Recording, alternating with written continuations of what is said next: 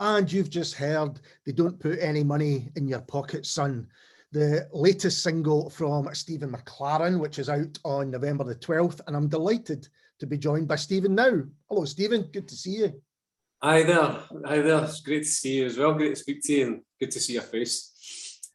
So for those who didn't listen closely enough to the lyrics as they should, because I think it's all in the lyrics there, what is the single about? Well, thanks for asking. I was hoping that you wouldn't ask me that, but no, I'm only joking. Obviously, it's something that my dad used to say to me when I was watching football as a child, getting excited about it and disappointed about it.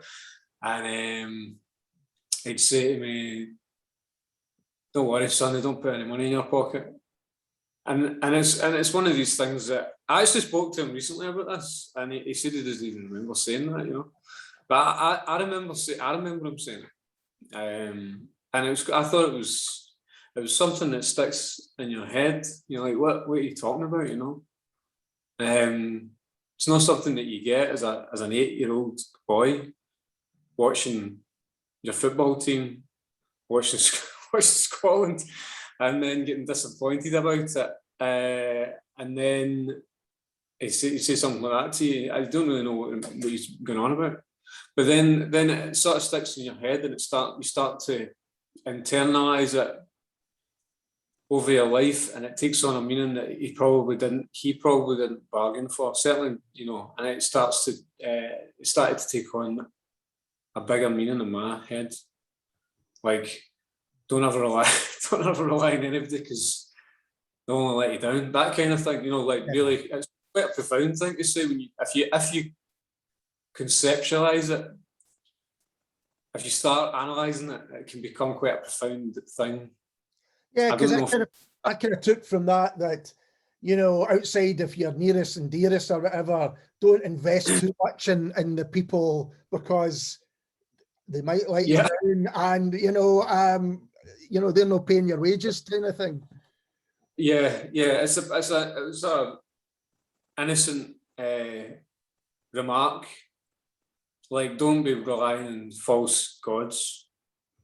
These people are not who's going to make you happy. That's a positive message that you would probably want to take from that. Don't be relying on these false gods, you know. And that is a very, very important, especially today, even more so today, to have that in your head. But I think I took it on probably in a different meaning. You start to apply it to everything in your life, and to some extent everyone in your life, and that can be quite a destructive thing. Yeah. So it's quite, whatever frame of mind you're in, it's still worth writing a song about. Yeah, you know. Absolutely. Well, let's talk about that. Why did you decide that this was the song that you wanted to write at this stage? Was it just it was the right time, or were there extenuating circumstances? I think at the time that I wrote it, I was going through a very difficult time personally. I've probably been going through quite a difficult time personally for about the last 5 years, but I suppose at that time that was definitely the case. And I wrote this piece of music first, actually, and I thought it was I had really had something. And the way that it builds and layers, and the timbre, the piano and all that, and the warped, the faraway feeling. And then I just, the same way as I write all my other songs, you know, I'll start musing about something, singing nonsense, and then it becomes to you, and it just seemed to all fit into place quite like it should. It seemed to really, really fit. And it didn't take me too long to write it. It took me quite a long time to record it, but it didn't take that long to write it. So I think once I started getting the chorus, once I had the chorus, it wasn't that difficult to fill in the rest, because it's just a stream of consciousness, you know. Like the whole thing is just a stream of consciousness, apart from like maybe the first verse where you can explain what it is you're actually going on about. And I think the very first opening lyric is probably the most powerful in the whole thing. Yeah. The way it starts, and people can relate to that. People love football. Not everybody loves football, but a lot of people do. And everyone knows the feeling of being disappointed. If you are a football fan, you know what it is to be disappointed. Some people know that more than others. but I think you do know what it means.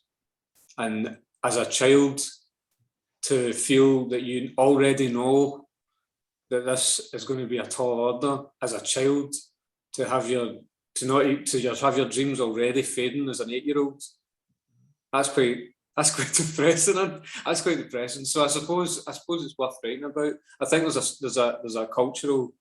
I think that people could hopefully. I mean, people haven't heard it yet, but if or they have now that you've played it. But if people haven't heard it and they've not listened to it, but I hope that people understand the message.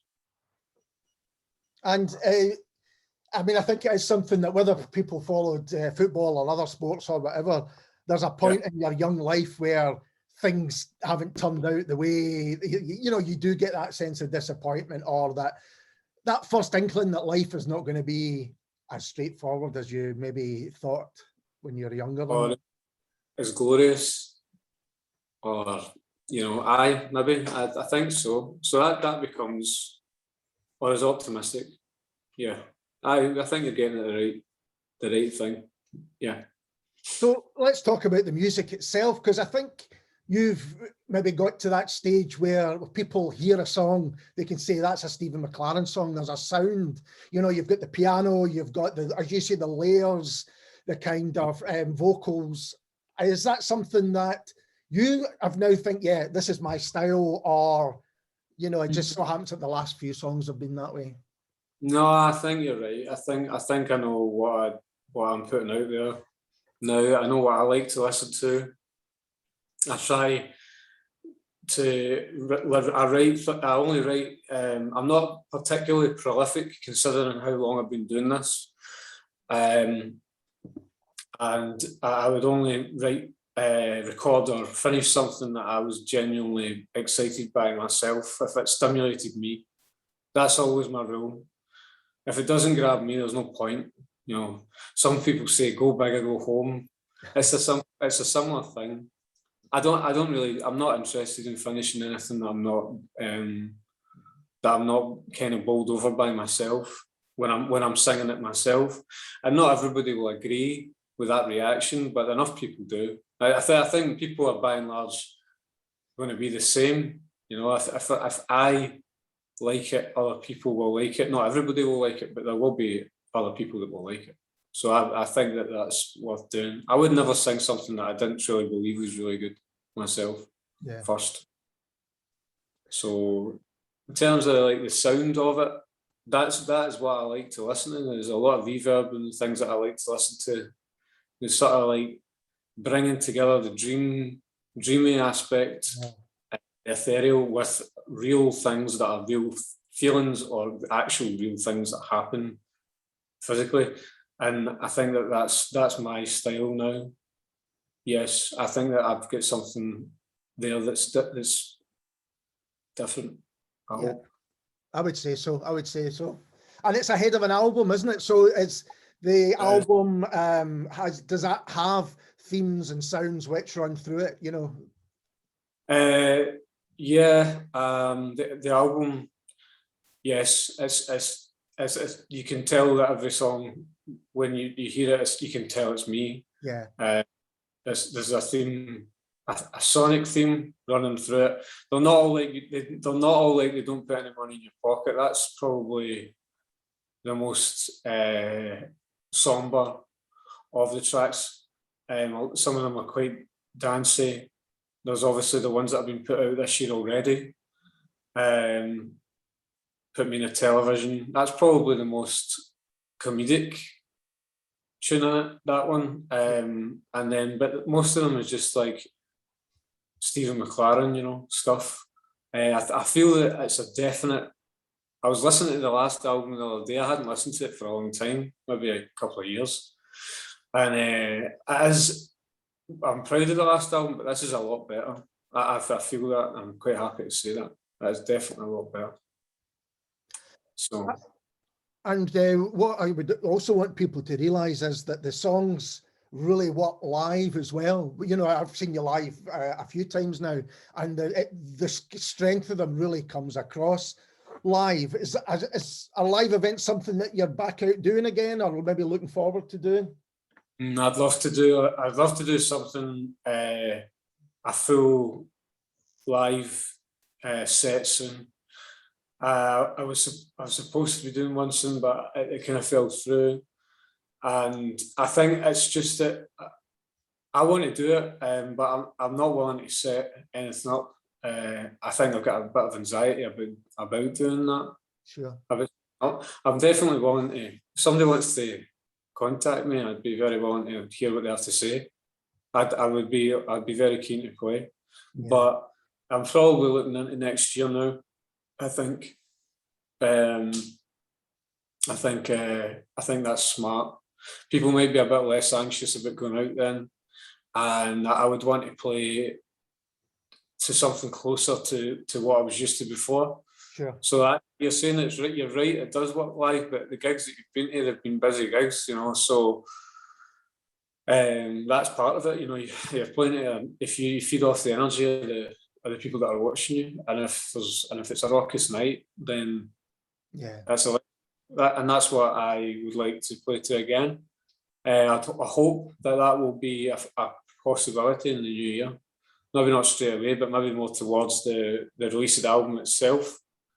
There's been put back quite a lot of the albums because of various difficulties with manufacturing vinyl and so on. I'm sure there's been a few artists that you maybe spoken to or labels that have told you about this vinyl backlog. So the album won't be out until April next year now. So it could maybe work out to be a good thing, because that might be when everybody starts going out watching gigs again. Yeah, more frequently and more numbers as well. Yeah, no, absolutely. Well, Stephen, it's always good to catch up with you. Thanks very much for taking the time to have a chat. No problem. It's great to talk to you. Always a pleasure. And this is Stephen McLaren and previous single, We Used to Go Raving.